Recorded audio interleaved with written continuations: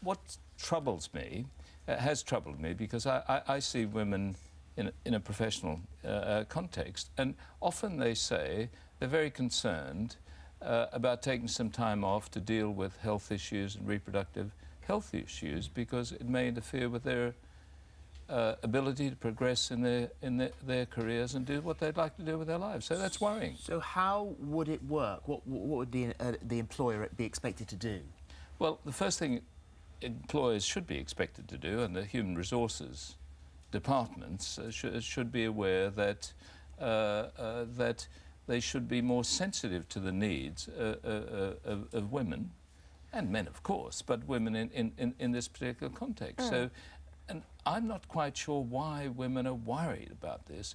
Clearly, they're concerned that their employers might look negatively. Well, that's quite an important concern, isn't it? Because I think it's many women, and certainly the ones that we're seeing here, will say that that will actually increase the gap between men and women in the workplace, because an employer would think, well, you know, obviously I'm going to pay for maternity leave, but now I could lose an employee, a valued employee, for 3 days every month. I can't afford that.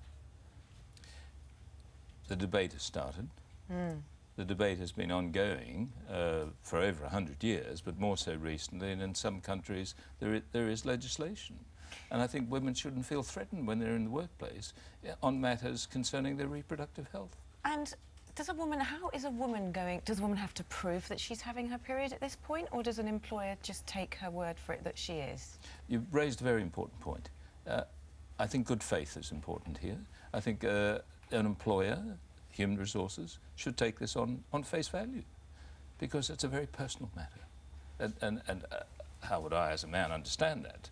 But as a professional, that's I'm aware of this, and so it's taken on statement.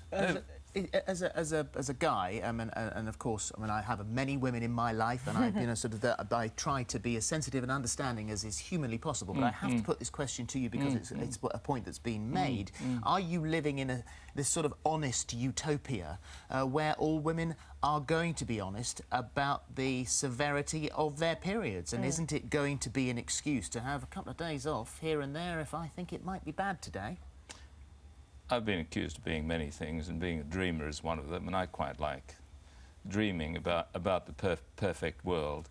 And I do really think that we should be fair about this, fair to and sensitive to the needs of our employers and our place of employment, because if the business goes bust, then I won't have a job if I was a lady.